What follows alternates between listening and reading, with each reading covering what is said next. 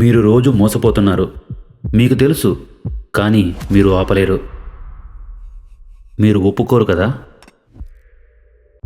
10 రూపాయలు ఎక్కడైనా 10 కదా అని అంటారు. కానీ నేను ఒక 10 నిమిషాల్లో మీకు నిరూపిస్తాను, మీ కళ్ళు మీకు శత్రువులు అని.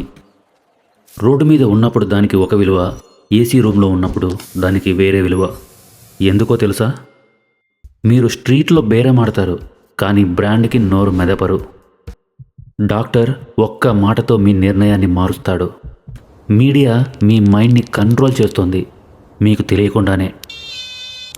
ఈ వీడియో చివరికి వచ్చేసరికి మీరే అంటారు, అవును, నా కళ్ళు నన్ను మోసం చేశాయి అని. Let's start. 2007 January 12 Washington metro station. ఒక వ్యక్తి బేస్బాల్ క్యాప్ పెట్టుకొని గోడకి ఆనుకొని వయలిన్ వాయించాడు. సుమారు 45 నిమిషాలు వాయించాడు. వేల మంది జనం అటూ ఇటూ వెళ్తున్నారు. ఆఫీస్ హడావిడిలో ఉన్నారు. ఎవరూ ఆగలేదు. కానీ ఆ జనానికి తెలియని నిజం ఏంటంటే, ఆ వ్యక్తి పేరు జోషువా బెల్. ప్రపంచంలోనే అత్యుత్తమ వయలిన్ విద్వాంసుడు. అతను వాయించింది సాధారణ వయలిన్ కాదు, 25 కోట్ల విలువైన స్ట్రాడివేరియస్. మెట్రోలో నిలబడడానికి కేవలం 2 రోజుల ముందే అతని ఒక్క కన్సర్ట్ కోసం టికెట్ దొరక్క జనం ఏడ్చారు. ఒక్క సీటు కోసం వేల రూపాయలు ఖర్చు పెట్టారు. మరి మెట్రో స్టేషన్లో మ్యూజిక్ మారిందా? లేదు. మనిషి మారాడా? లేదు. కేవలం ఫ్రేమ్ మారింది. థియేటర్ అనే ఫ్రేమ్లో అతను దేవుడు, కానీ మెట్రో అనే ఫ్రేమ్లో అతను పట్టించుకోలేని ఒక వ్యక్తి మాత్రమే. దీన్నే సైకాలజీలో ద ఫ్రేమింగ్ ఎఫెక్ట్ అంటారు. వస్తువు మారదు, నిజం మారదు, కానీ మీరు దాన్ని చూసే విండో మారితే మీ నిర్ణయం మొత్తం మారిపోతుంది. అది అమెరికా కదా, వాళ్ళు అంతేలే అని తీసి పారేయకండి. నేనే ఒకసారి రోడ్డు మీద 10 రూపాయల కోసం 10 నిమిషాలు గొడవ పడ్డాను. పక్కన తక్కువ ఇస్తున్నారు, నువ్వు ఎందుకు ఎక్కువ అడుగుతున్నావు అని లాజిక్ మాట్లాడాను. గెలిచాను, సంతోషపడ్డాను. తర్వాత అదే రాత్రి స్విగ్గీలో 500 రూపీస్ పెట్టి ఆర్డర్ చేశాను. డెలివరీ ఛార్జ్ కూడా చెల్లించాను. నోరు మెదపలేదు. ఆ రాత్రి నాకు నేనే సిగ్గుపడ్డాను. మన దగ్గర రోడ్డు మీద 10 రూపాయల కోసం 10 నిమిషాల యుద్ధం. అక్కడ మన ఇగో శాంతిస్తుంది. కానీ మాల్లోకి వెళ్ళగానే ఒక సాదాసీదా వస్తువు మీద బ్రాండ్ లోగో అనే ఫ్రేమ్ తగిలించి వాడు 10 రెట్లు ఎక్కువ రేట్ చెప్తాడు. మనం నోరు మెదపం, మౌనంగా కార్డు గీకేస్తాం. రోడ్డు మీద ఉన్న లాజిక్ మాల్లో ఏమైంది? రోడ్డు మీద ఆవిడ వేసిన ఫ్రేమ్ ఈజ్ వీక్, అక్కడ నువ్వు బాస్. మాల్లో వాడు వేసిన ఫ్రేమ్ ఎలీట్, అక్కడ వాడు బాస్. వాడు నిన్ను కస్టమర్లా చూడాడు, బకరాలా చూస్తాడు. నువ్వు మోసపోవడం లేదు, నువ్వు ఆ ఫ్రేమ్కి స్వతహాగా సరెండర్ అవుతున్నావు. దీనికి ఒక ప్రాక్టికల్ ఎక్స్పెరిమెంట్ చూద్దాం. మీరు ఒక థియేటర్కి వెళ్ళారు. 3 ఆప్షన్లు ఉన్నాయి. Popcorn small 100 rupees, medium 250 rupees, large 280 rupees.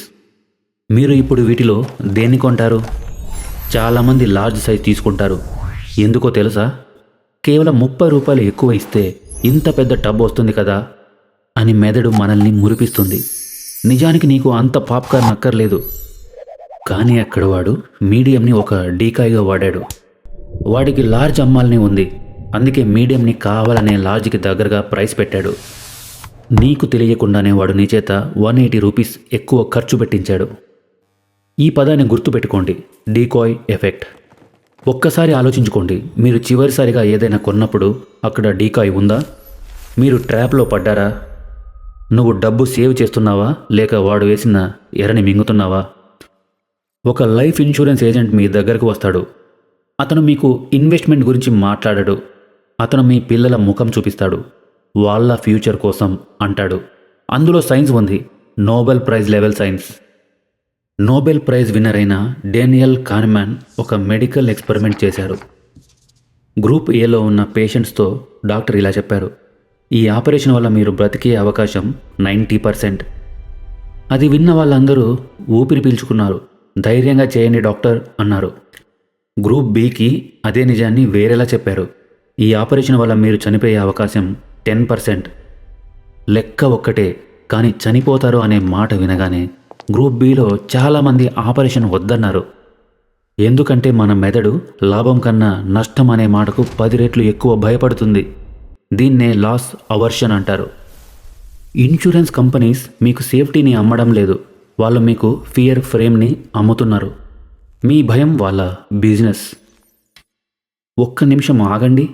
ఇప్పుడు నేను చెప్పేది విన్న తర్వాత మీరు తాగిన చివరి కాఫీ గురించి ఆలోచిస్తారు.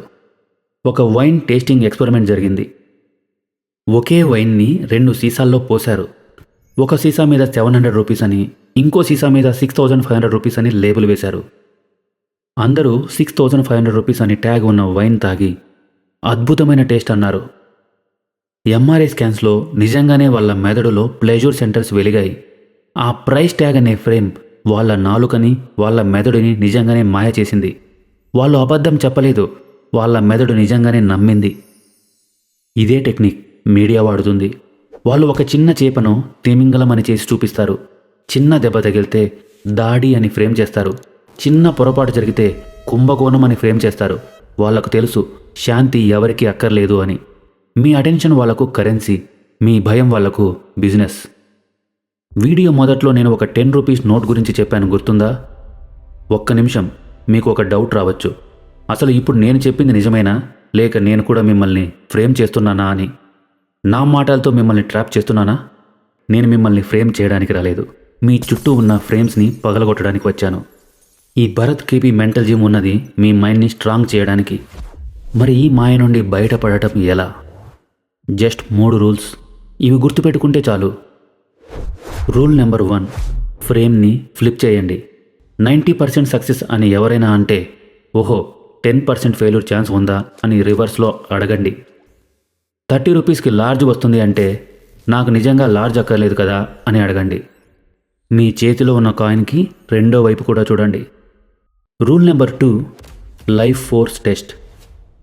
ఆ 10 రూపాయల బేరం కోసం నువ్వు వెచ్చించే ఎనర్జీని నీ ప్రశాంతతతో కొలువు.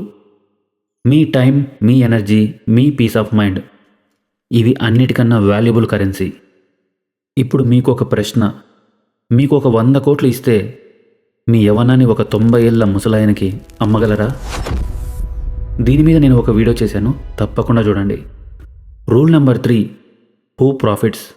ఏదైనా సోషల్ మీడియా కాంట్రవర్సీ చూసినప్పుడు ఆగండి. నేను దీని గురించి గొడవ పడితే ఎవరికి లాభం అని అడగండి. మీ టైం వేస్ట్ అవుతోంది, కానీ ఆ పోస్ట్ వేసిన వాడికి వ్యూస్ వస్తున్నాయి, మనీ వస్తుంది. Don't be a free employee for a social media giant. గుర్తుపెట్టుకోండి, ఈ సమాజం మిమ్మల్ని ఒక కస్టమర్లా, ఒక ఓటర్లా, ఒక ఫాలోవర్లా మాత్రమే చూడాలనుకుంటుంది. ఆ ఫ్రేమ్ని పగలగొట్టండి. మీరు ఒక క్రియేటర్, మీరు ఒక లీడర్, మీ రియాలిటీకి మీరే డైరెక్టర్. ఒక గ్రద్ద ఆకాశంలో మేఘాలపైన ఎగురుతుంది, కింద కాకులు అరుస్తుంటాయి, ట్రాఫిక్ సౌండ్స్ ఉంటాయి, కానీ గ్రద్ద దేనికి రియాక్ట్ అవ్వదు.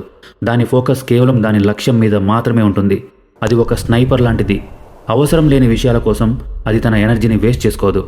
కానీ మనం ప్రతి చిన్న వార్తకి రియాక్ట్ అవుతూ మన ఎనర్జీని చిల్లరగా మార్చుకుంటున్నాం. గ్రద్దలా స్నైపర్లా ఎలా ఉండాలో మన ఛానల్లోనే ఇంకొక వీడియో ఉంది, తప్పకుండా చూడండి. ఈ వీడియో చూశాక మీకు ఒక విషయం గుర్తుండాలి. మీరు ఇప్పుడు ఆ మెట్రోలో ఉన్న జనంలో ఒకరు కాదు. మీరు జోషువా బెల్ను గుర్తుపట్టిన ఆ ఒక్క వ్యక్తి. ఆ తేడా చాలు.